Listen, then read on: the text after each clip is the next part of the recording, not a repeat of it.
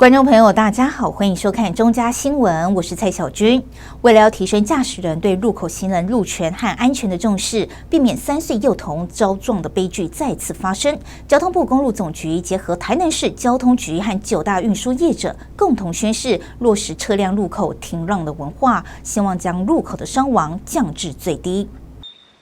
根据统计，去年台南市行人在路口发生交通事故就有700人，占整体交通事故50%。台南市府除了率先打造全国第一座大客车入口停让的实境训练场，也预定今年完成100大路口行人安全计划。20号再次和嘉义监理所联合举办9大运输业针对路口停让的宣示。记者会中，公路总局除了宣导过去停看听，还有慢看停的口诀，同时也线上连线大客车和计程车驾驶，示范指叉确认的实境操作，展现路口安全的决心。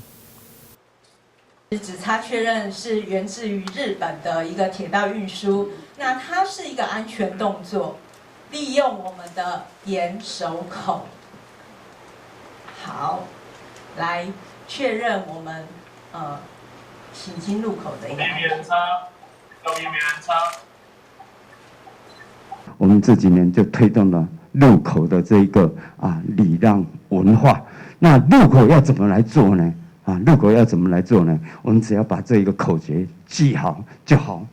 那路口的停让文化的建立呢，第一个，我们车辆行进路口一定要慢看停。那行人要安全行的话，那行人一定就要停看听。其实搭高铁或搭台铁的时候，都会看到这个列车长或站长在车子列车停下来，或是门要打开之前，或是列车乘客都上去，门要关起来，车子要启动之前，都会用这个指叉来确认，月台上没有其他的人通过，这样子列车通行才不会造成乘客的危险。同样的，我们在路口也是一样。所以很谢谢9大运输业者在我们嘉义监理所的倡议下，能够落实这个路口停让。那我们也对于在路口没有停让，或者是在路口通过路口不小心、不漫不经心、不注意的人或车，我们也都会加以劝导，甚或加以取缔。公路总局表示，9大运输业车辆就有37万8千台，占全国汽车总数的4.6%。所以，加强驾驶人的安全意识，就是减轻路口伤亡的重要关键。记者郭文吉台南报道。接下来要带你来看駁二特区游客人数众多，想要停车可说是一位难求。高雄市政府就特别将公园停车场内原有的30格大客车停车格中的20格改为441个机车位，以计次收费的方式，让民众能更方便的停车，同时也疏解违规临停的乱象。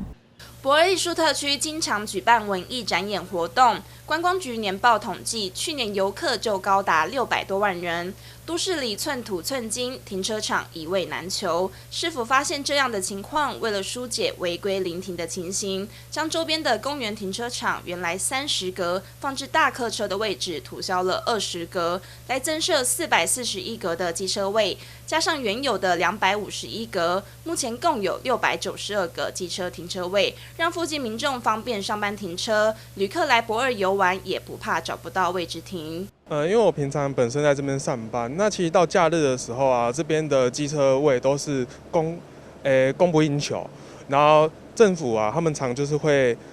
临时把这边指派成机车的临时停车场。那我觉得这次把它整体的规划直接变成一个常态的停车场，我觉得是非常好的，然后对民众来说也是比较方便，因为这边附近有 Life Warehouse 嘛，跟高流，所以只要演唱会的时候，这边就会有很多人，所以我觉得这样的规划是一个蛮好的。觉得这个是还蛮好的做法啦，因为我们其实像駁二这边，我自己是高雄人，所以駁二这边其实到假日其实摩托车位置是还蛮满的，不太够。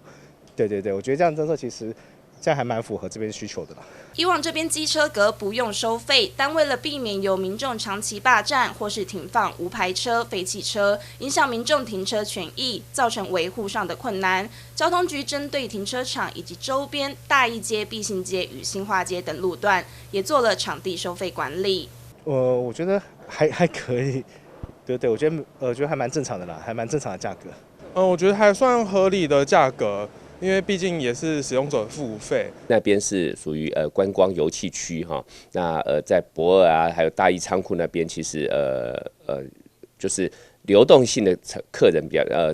旅客比较多，所以呢，我们再把那个机车停车场纳入收费哈。那纳入收费的话，就是计次啊，每一次15块，但是隔天另计啊。那所以这692个，我们从6月12号开始就采用计次的机车停车收费。那为了做一个均衡，所以我们也把周边的89个停车格也纳入了停车收费，机车停车收费来取得一致性。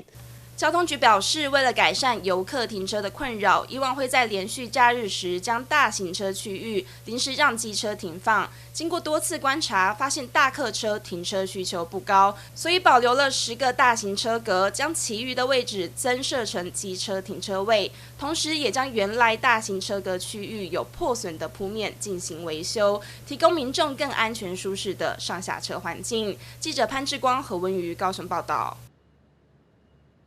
在电影来看，台北市政府持续推广台北友善店家的服务，除了新增多项友善服务项目外，更邀请创作歌手魏佳莹为友善店家创作主题曲。另外，延续台北有故事的主题，还有7场次的体验小旅行。台北市副市长林奕华期盼与各大商圈合作，增加友善服务店家，吸引更多的国内外游客体验台北市友善好客热情的城市魅力。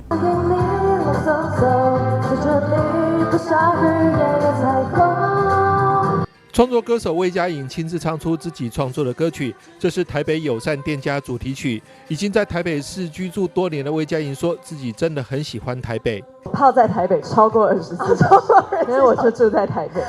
有没有什么特别去截取灵感的方式呢？因为其实我在台北也住了好几年了，但就是那时候刚搬上来的时候，然后朋友都会担心我，想说问我会不会不适应或不习惯。我想说，我好像觉得蛮好的，这个问题。对，而且很喜欢台北。我还有就是早上嘛，然后你好就是こんにちは，那白天的时候。白天才可以用。对。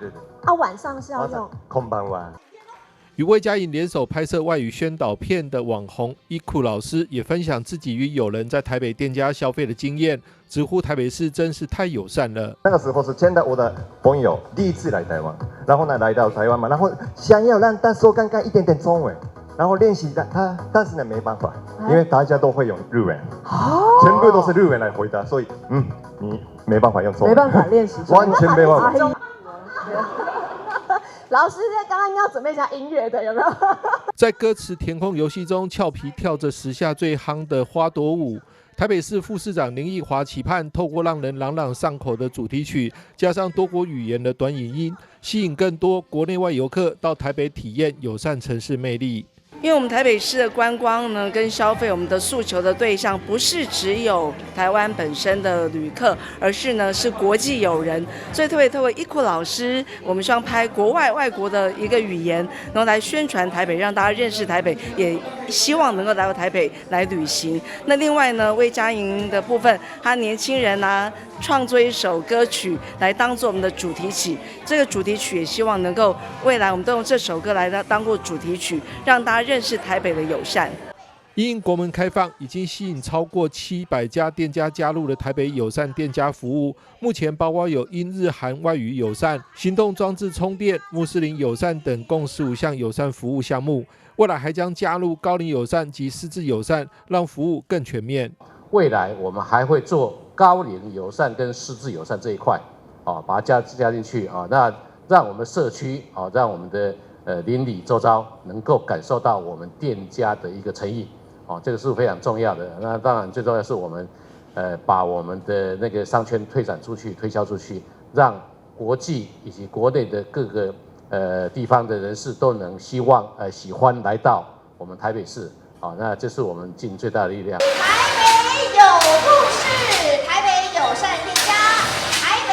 小旅行由我带你走。除了延续台北有故事主题，规划7场次，带领民众走访西门、中山、大稻埕、士林、万华及民生社区6处特色商圈的友善店家小旅行外，即日起到8月14日，更推出由我带你走创意活动。民众使用店家优惠券或友好金进行消费，还有机会抽到1万元友好金。你可以到我们的网站，好，就台北友善店家的网站，就今年参与的所有的店家的这个我们店家所有的名号，然后呢，大家可以去里面玩那个趣味的小游戏，完了之后呢，那个就可以得到优待券，或是有200元的这个友好金，然后之后你就拿着这个优待券跟友好金。你如果就再去我们的友善店家，就是200多家去消费的时候，可以怎么样？再抽几万块以上好的友好金，可以抽1万元以上的友好金，或有很多的家电产品，总共虽然不多，好就36万，但就让大家一起来，透过这样的过程之中，来让大家更多的店家来认同这样一个友善的概念。林奕华强调，台北市不只有丰富多元的特色景点，还有热情好客的店家服务，欢迎大家一起来感受台北这座城市的友善魅力。记者张启腾台北报道。接下来要带你来看高雄丰裕里有大片的彩绘墙，每年还会举办动物面具游行，深受民众喜爱。今年的老虎装置艺术受损，再加上有蜜蜂筑巢，为了安全考量，里长将它移到重划区，没有想到却接到民众的投诉，一块来关心。高雄市三民区丰裕里是动物友善社区，里长每年会举办动物面具游行，但去年因为疫情改为静态展。里长自掏腰包制作大型装置艺术，让大老虎福气在彩绘墙前，提供大家拍照打卡。但是因为福气在外面风吹雨淋，身上也有些破损，尾巴的地方也有蜜蜂筑巢。里长担心里民的安全，所以决定将福气移到重划区。没想到就收到民众以999申诉，让里长哭笑不得。昨天就是接到那个1999的民众检举说，这个大型的装置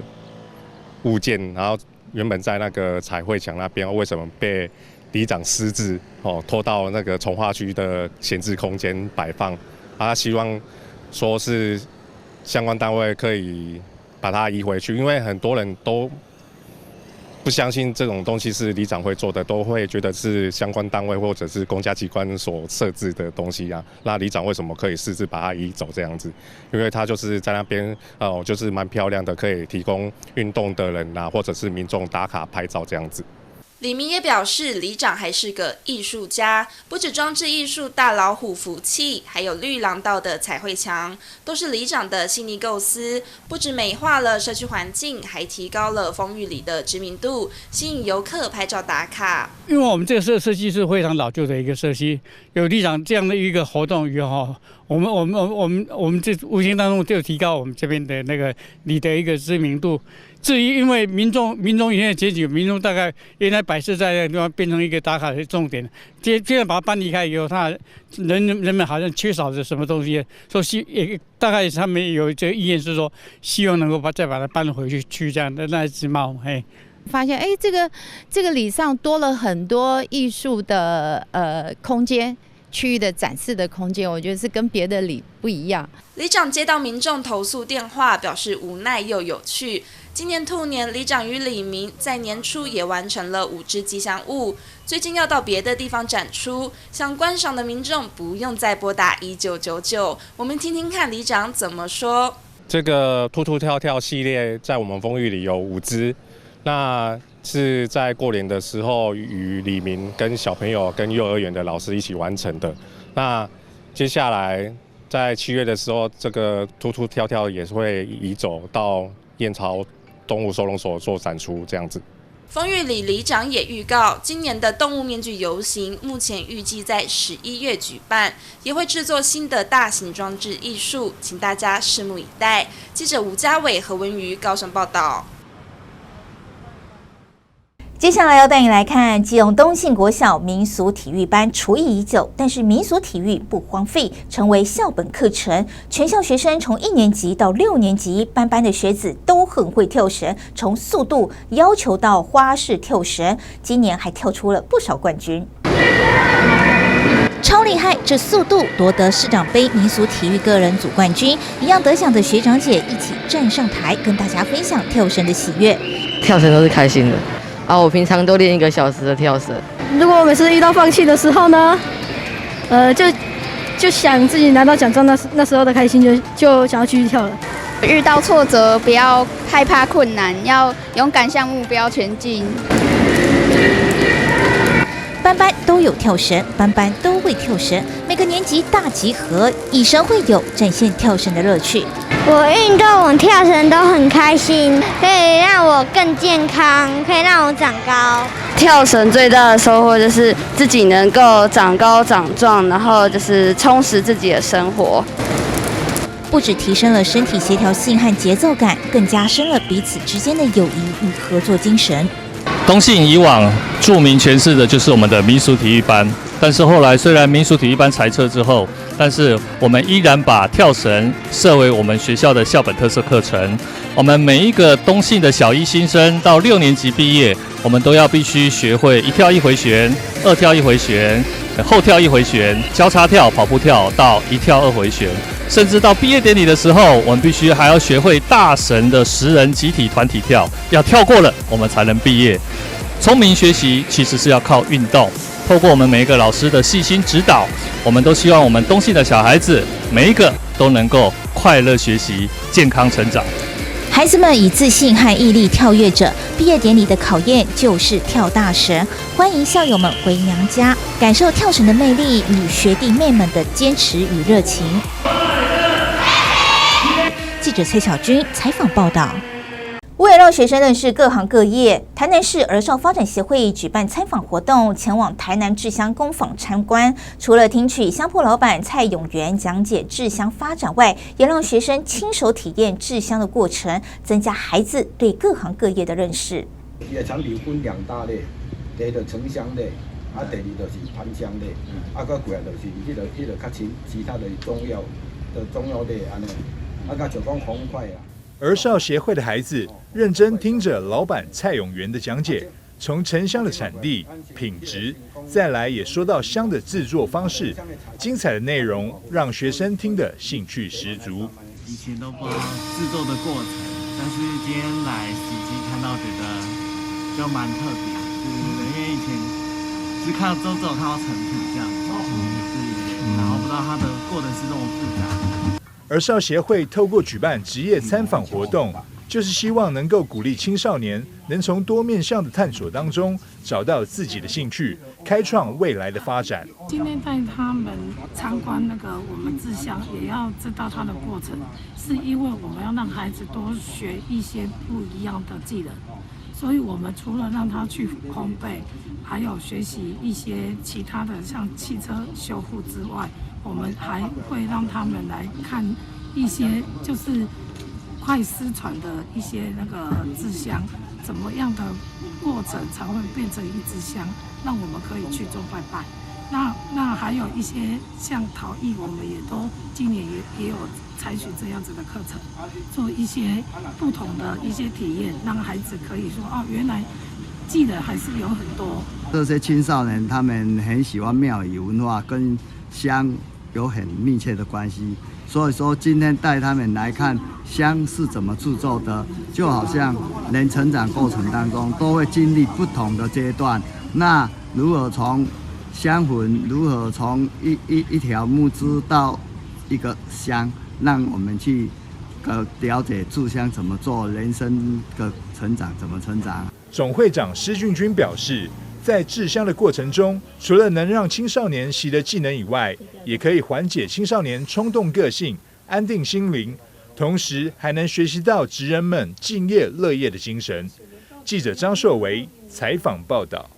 在国际反毒日当天，高雄市防毒局与银行业者合作，邀请纸风车剧团前往凤翔国中演出反毒戏剧《拯救浮士德》，希望用活泼互动的方式强化青少年及校园反毒的宣导，让青年学子认识毒品的危害，进而建立正确的防毒观念。这个是什么啊？K 他命。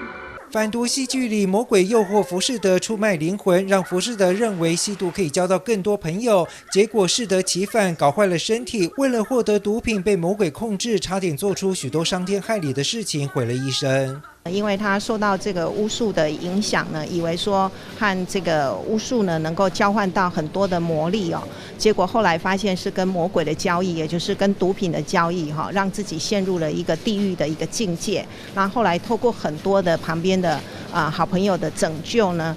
让他能够回到正常健康的生活。高雄市毒防局为了响应6月26日的国际反毒日，特别安排校园反毒活动，主要是强调反毒要从教育及校园扎根的重要性，希望以反毒戏剧的方式传达勇敢拒绝毒品、远离毒品的反毒意识给青少年，建立正确的反毒观念。那当然，我们很强调就是反毒要从教育及校园扎根，尤其反毒是家长最重视的议题。那所以我们希望透过这样的一个纸风车，擅长的反毒戏剧的表演呢，能够在校园里让更多的青少年学到这个正确的这个防毒的观念。快乐，试试看，试试看，试试看啊！好。随着剧情的演变，观看演出的凤翔国中学生深深被吸引，也和演员互动频繁，反毒观念无形也深植学生心中。毒防局长特别感谢银行业者多年来的赞助，以及学校配合和里长等人士的支持，公司协力促成这一场反毒公益活动。刑案里面80%以上的刑案都是由毒品所衍生或造成的，所以多办一些这种反毒活动。让从基层从国中、高中这样做起，会带给教育上更好的一些的知识跟常识。但是因为这个社区比较没有那么复杂学生大概比较缺乏这样的意识但是就很怕说他们离开这个社区之后，就会有一些反而是一个比较容易让我们担心的。一群，只要纸风车剧团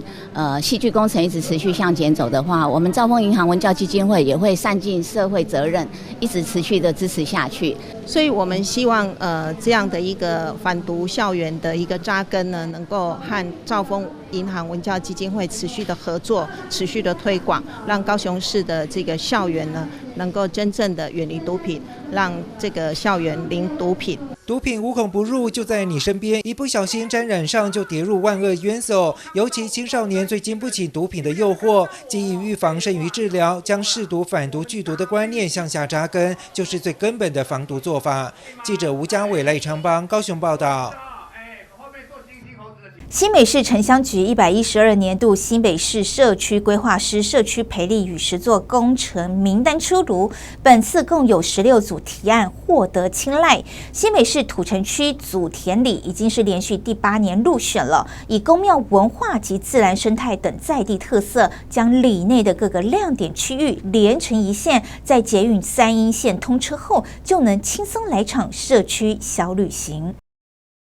土城区祖田里里长吕惠美常年致力于社区规划，在环境整治与美化上不遗余力，不仅让里民们能够有干净舒适的休憩空间，更将里内的特色人文自然景点进行全面规划。已经连续8年入选新北市城乡局社区培力与实作工程名单，常年下来一点一滴的来翻转祖田里。我们祖田里它是一个生态非常的多样性，然后它历史文化也非常深厚的地方。那所以在我们做社区规划师的这一块的时候，我们就先从我们的生态园区来做起。那我们在105年到109年，我们就做了这一个月柳亭跟善池的生态园区。那这2个园区也成功的营造了复制的那个富裕的那个萤火虫，还有非常多的多元化的种物的生物的多样性，那生态非常的丰富了哈。那所以我们在这一块区块做好了以后，我们再做到我们的重现大安圳的历史记忆。李惠美表示，溪头路早年为社区唯一的连外道路，道路狭小紧邻住宅，许多在地民众及身障人士只能比邻道路吹风休憩。在111年的社区规划式社区培力实作工程中，将邻近用来停车的空地规划为休憩空地，设置座椅以及花圃美化，让街坊邻居能够有一个安全舒适的场地，能够聚会休闲。那个区域是早期都是废弃车在停的地方，或者是被一些私有车占住，就是特定的人士在使用的地方。那变成说我们的民众，因为这条路很狭小嘛，那所以民众走路都会走到路中间，就人与车争道。后来我们就发想要把这个地方做成一个可以让民众休闲的地方。那至少我们以后如果捷运好了以后，我们可以从这里做一个导览站，然后再一路引导上去我们的龙泉路的生态园区，还有我们未来想要做的朝圣之旅。我们当初有开工作坊来跟民众他们讨论要怎么把它规划成什么样子的事情，所以我们那时候也有很多的民众出来帮我们协助啊，砌砖啊，还有椅子的制作啦，或者是地面的铺设啦，还有给我们一些很多的想法。里内的大安圳早年负责引入龙泉溪水灌溉周遭一带的稻田，具有相当重要的经济及民生价值。随着工商业逐渐普及之后，农业灌溉需求下降，逐渐失去了在地方上的重要性。为了保存并且唤醒民众们的历史记忆，在水圳周遭一带的巷弄进行美化，彩绘稻米及水闸门的图案，象征往日的生活光景。其实我们主田里的大安圳是大安圳的圳头，因为它早期从这里引龙泉溪的水跟三峡河、大汉溪的水进来灌溉土城跟到板桥有1800多公顷的稻田。那后来因为工业科技的发达，我们农业社会已经没落嘛，所以这个沟渠就没有人知道说它为早期是做什么用。但是它现在虽然已经没让人们淡忘了，但是你不能把它变成一个垃圾的沟渠啊。就是说，我们要知道它以前早期存在的价值，那现在我们应该把它做一些的，让后代的人可以知道说，哦，这里原来早期是有这样重要的功能。那我们也把这些历史保留下来，让大家知道说这里扮演着非常重要的角色。吕惠美表示，未来将继续规划里内的各个特色区域，将祖田里独特的自然地理以及人文历史能够串联起来，在捷运三鶯线通车之后，让更多的人能够来到祖田里郊游踏青，看见地方的旧日与新生。记者李根基新北采访报道。尘封超过60年，由经典电影收藏家博物馆南艺大团队半年的协助，修复完成学甲慈济宫上白礁庙会早期珍贵的8毫米影片。庙方特别在庙城举办公开放映，邀请到乡亲到场感受早年庙会文化的点点滴滴。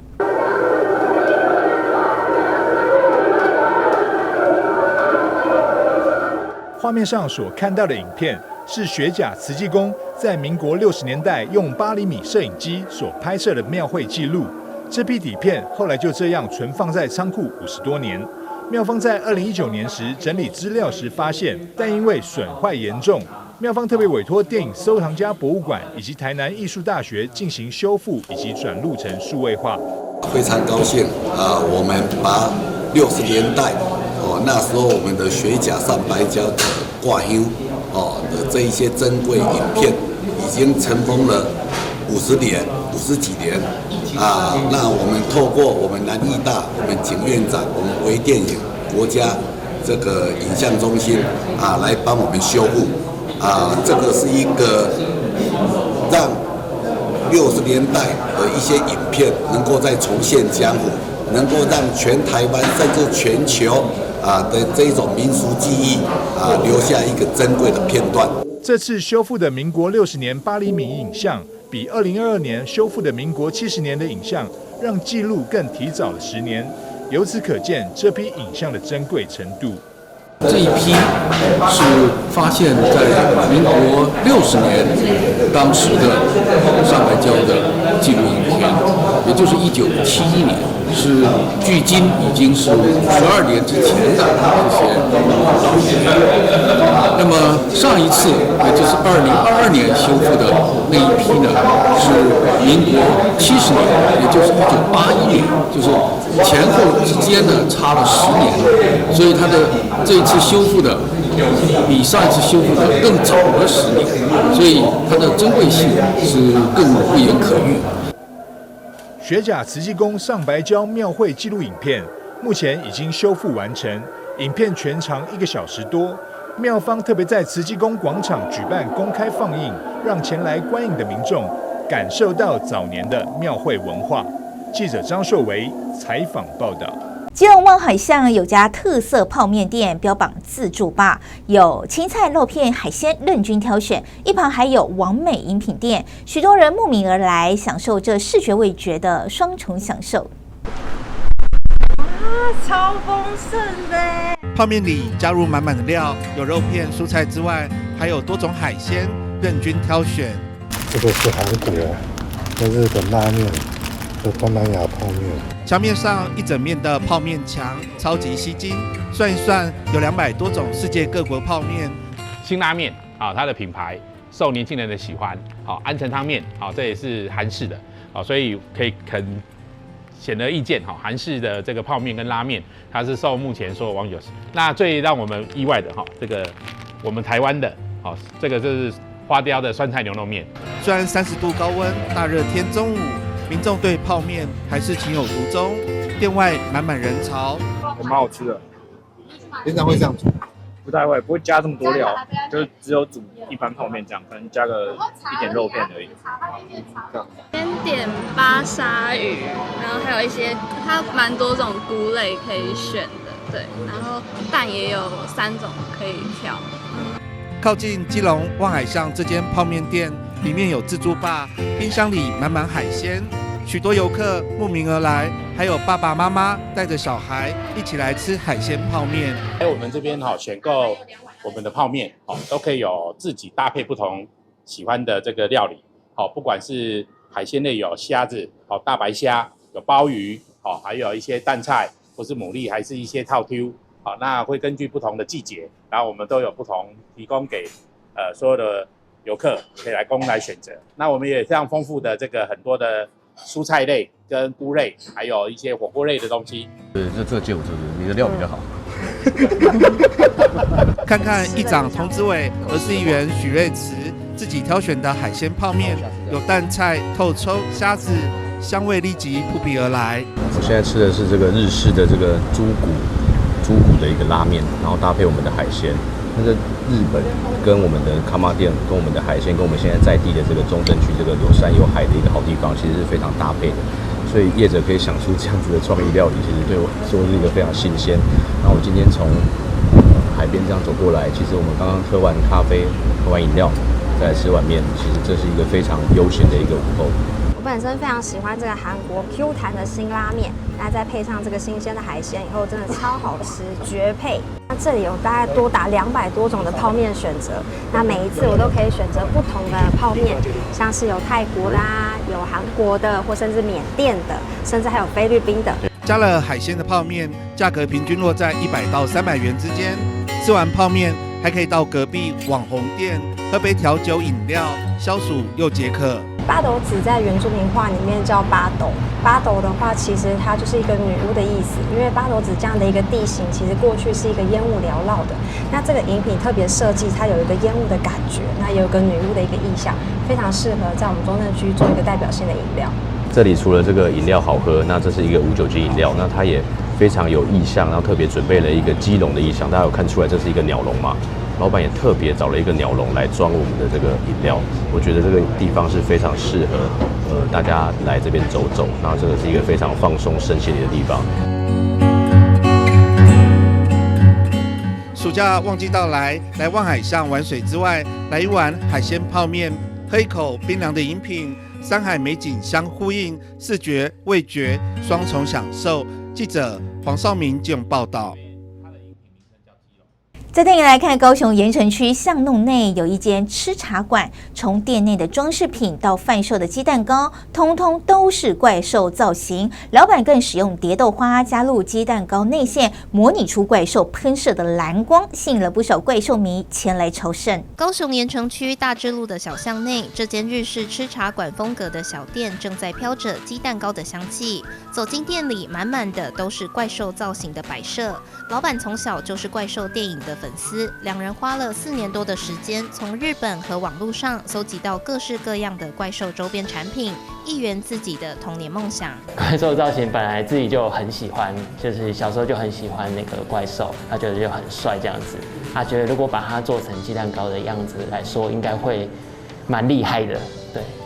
所以后来就决定用怪兽造型。小时候就看到那个电视上有龙翔电影台啊，或者什么播的怪兽的时候，就觉得很帅这样子。那个时候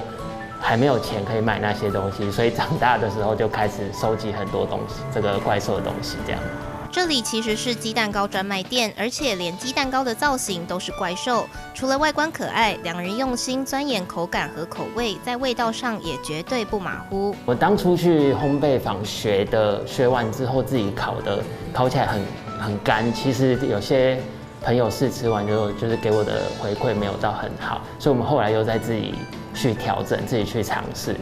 然后就尝试出来，后来调出来的感觉比较湿润一点，比较像是蛋糕的口感。那因为加了鲜奶，它比较就是没有再另外加水，然后也不会说可能加一些额外添加物，所以其实也之前遇过有些客人他可能容易会有胀气的问题，可是他就说他吃我们的鸡蛋糕不会，因为我们当初做的时候就是想说鸡蛋糕的口味一般大家比较常见，可能像是卡士达或 Oreo， 那我们就想说，既然鸡蛋糕我们要做外形更加不一样，那我们内馅的话也想说可以做特殊一点。那像原质兔奶，就是我们是用哥吉拉不是有一个射线，它放出来的射线是蓝色的，那我们就是用蝶豆花把它加入卡士达，然后染成蓝色内馅，这样就是跟一般的卡士达比较不一样。然后也是用天然的成分去做，把它煮过这样子，所以其实小朋友吃的也是可以很安心。除了招牌蝶豆花卡士达，店里还有少见的红酒苹果柠檬乳酪。过去带着餐车环岛的经验，更成为如今开店的灵感，因此出现了限定的剥皮辣椒口味。那还有像红酒苹果跟柠檬凝乳这2种就是我们在做馅料的时候，我们觉得一般去吃甜点不是会吃到很精致甜点的内馅，那我们想说这么精致甜点内馅，是不是我们也可以把它拿来当成鸡蛋糕的馅料，就是让一般的平民小吃可以就是你有不一样的体验这样子。剥皮辣椒，对，剥皮辣椒是我们在花莲的时候，然后就当地就有遇到也是很喜欢怪兽的朋友，然后他们就推荐我们说，你们怎么？就是因为我们那时候就想很久，想说要找甜的内馅，可是他们就说，那你要不要就是有一种逆向操作的感觉，就是包一个咸的，就是比较特殊。那想不到包进去之后，就是反应还蛮好的，就是他们觉得这样咸，就是有点辣咸的，然后又加上鸡蛋糕面糊的香气，就是蹦出一个新的味道这样子。我是桃园来的，然后是在 FB 跟 IG 看到，就刚好这几天来高雄玩，就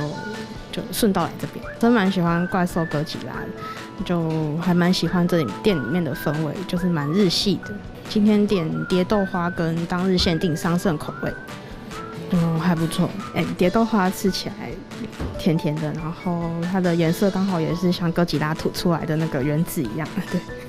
因为对怪兽的热爱，还有对美食的梦想，老板一路从经营餐车到开店，都有许多回头客造访支持。下次到高雄盐埕区，不妨到这间可爱的怪兽小店来段轻松的下午茶时光。记者吴家卫、李凡飞高雄报道。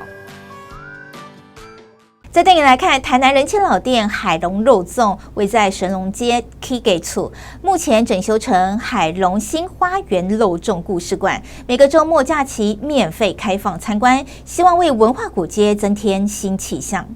海龙肉粽是台南深具历史与美味的老字号，在创始人辛海树与陈玉夫妻共同努力打拼，从神农街原本只有2坪的店面，扩展到2楼3进的主屋，在后代子孙辛九雄的带领，同心协力整修 K 家处，把海龙发展的历史一一重现在海龙新花园，成为粽子故事馆。因为阮老爸老母为遮来遮租，搁来遮买，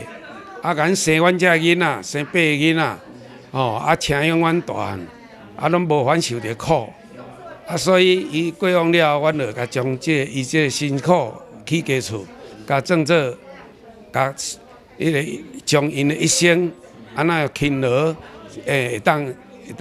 把种厝，教养遮囡仔，大家拢遮成功袂歹。将这甲做一个纪念馆，互大家逝世当写念，增加阮新农家的这个文化的气息，这是一楼会展示的这个目的。像阮老爸遮，这是伊迄时阵家己安尼辛苦，家己绑了下带迄个车顶，用塞出外口，伊拢下晡下早会绑，下晡下昼塞。撒好了，下晡开始塞出去卖，卖差不多2、3点钟就卖好，就拢去收单，去再倒转来。这就是真辛苦的这个所在。所以伊拍拼出来的是，阮就要甲用做迄个，互大家会当笑脸。位于神农街64号的 Kiga 处，经过重新的整修为海龙新花园肉粽故事馆，18日正式开幕，吸引许多肉粽迷前来。而且也唤起不少人的回忆，很大的鼓励啊！这也是我们从小常来的地方啊。甚至于这个大楼，我们都来包过粽子，来这里住过。老人家很亲切，夫妻都很亲切。所以这个纪念是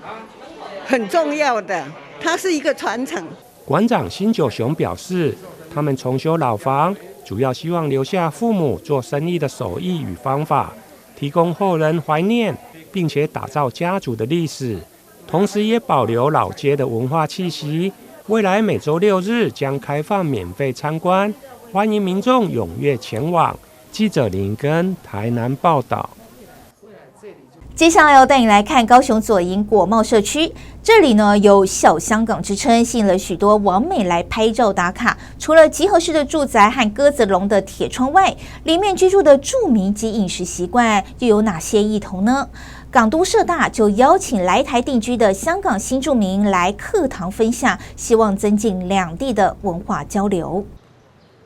左营果贸社区最特别的就是圆弧形的集合式住宅大楼，如同星圆般向外扩散，而被外界称为小香港的原因，就是每一层每一户都有一个阳台，还加入铁窗，像鸽子笼一样，连香港新住民都说像极了香港。他们的这个铁窗呢，就是比较少见的。在香港以前就是比较70年代、80年代建的公共房屋了，他们也是用这一个铁窗，但是当然呢，现在已经是用铝窗了。而像果贸社区这样的大楼，香港人称为屋村，里面的住民大多是从广东来的移民，有一项叫盆菜的饮食习惯和台湾的流水席很像。祝寿添丁时，主人家都会摆桌请客，把一盆一盆煮好的佳肴端上桌，请大家吃盆菜庆祝一下。以前呢是用木盆装的，那现在慢慢演化呢，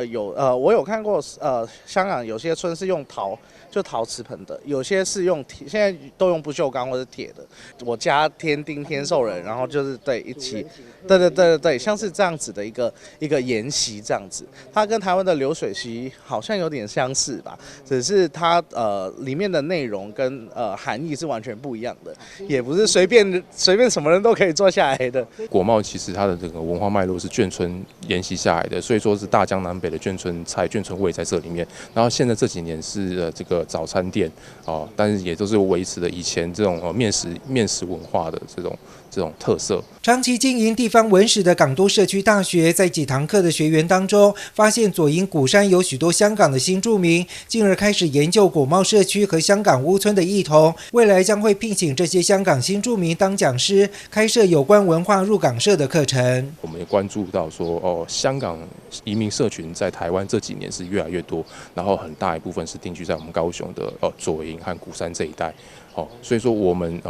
社大本来就要推展公共议题，所以说我们就有邀请，我们就跟香港朋友成立了一个文化入港社的一个社大的社群。那希望说下半年开始，我们要真正推一些香港的特色课程。我们的2个家，一个是香港，一个是台湾。那我也希望把香港的文化也保留在这个地方，然后让大家去认识，多一点认知，那让大家在生活上面可以互相融合的多一点，互相理解的多一点。因为高雄是一个港都，香港也是一个港，所以我们觉得这2个地方是很相似，所以2个地方也是我们的家，所以我们就希望就是透过我们的就是将台湾的文化介绍给香港人，将香港的文化介绍给台湾人。随着政局变化，有部分的香港人移居台湾，发现高雄有个神似香港的地方，虽然在异地，却有个熟悉的家乡味，也希望透过社区大学的平台，彼此交流两地的文化。记者潘志光、赖昌邦高雄报道。接下来要带你来看台南市议会总质询中，市议员郑嘉欣用自己的动漫造型设计各种人偶装扮。5年来，他用简报吸引了官员的眼光来争取建设。1年只有2次的总质询，议员除了把握机会为地方争取建设、为选民请命，加上全程直播也是自我宣传的最好管道。所以第2任议员郑嘉欣每逢总质询和其他议员不同之处，就是简报配合议题，用自己的特色设计各种 Q 版造型，有严肃也有轻松的动画来吸引官员眼光。我认为我有在观察哦，每一次议员的市政总质询，那些市府官员他们都在滑手机，如果还没有轮到他们，所以如果我把整个我的 PPT 可以呈现出一个动画，做成一个比较幽默，然后甚至又搞笑啊，或者是说严肃的都有。你们可以从 PPT 上面可以看到所有 Q 版的，不管是表情啊、动作，可以呈现出说，我所对这些官员所要期许的，也是在提醒他们，让他们可以牢牢的记住，增加他们的印象，这样他们才会重视。议员在议会认真质询的专业态度，也反映在对简报的用心创意。手机当中留下5年来所设计的各种版本，都是自己一手包办。虽然平均要花很多时间来准备，仍然甘之如饴。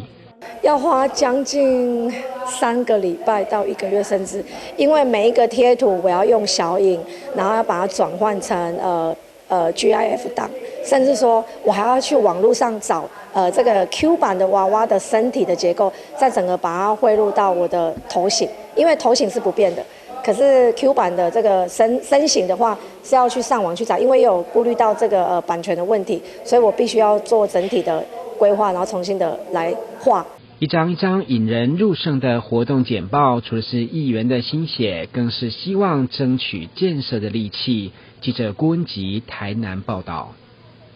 以上就是今天的中嘉新闻，也欢迎您到中嘉新闻的脸书及 YouTube 按赞，就能及时获得最新的在地新闻。非常感谢您的收看，我是蔡小君，祝您一切平安，我们再会。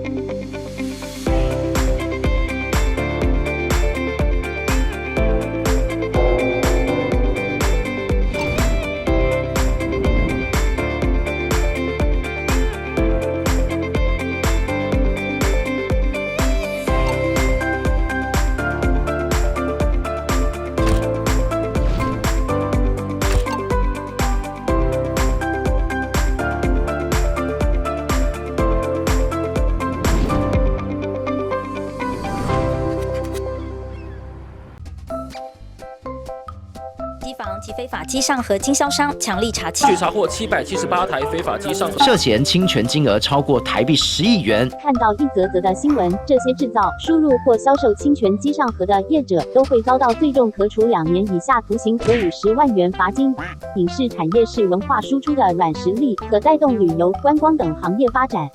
盗版业者行为会让正版业者收益减损，进而减少产出优质节目的能量与资源，直接受到伤害的是文创工作者及消费者。所以请大家检查一下自己使用的机上盒是否合法，就算是合法的机上盒内建是否下载了侵权 App。虽然台湾没有对使用侵权机上盒的民众有任何的罚则，但为了打造一个优质且强盛丰富的影音帝国，请民众一起导正市场合法秩序，支持影视产业。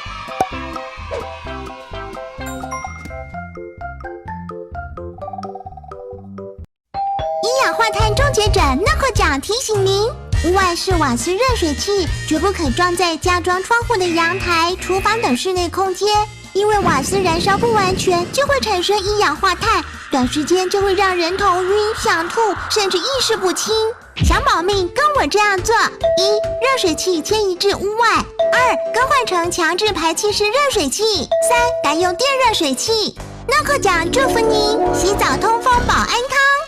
酒驾罚很大。一、提高酒驾违规罚锾，再犯才累计加重，罚款无上限，酒驾拒检或拒测罚更大哦。二、呼气酒测值达0.25毫克以上，连坐处罚年满18岁的同车乘客。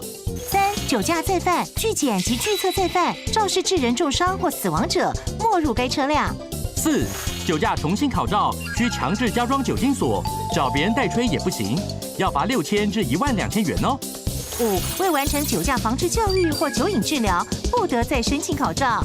六、慢车酒驾也加重处罚哦。酒驾零容忍，内政部警政署关心您。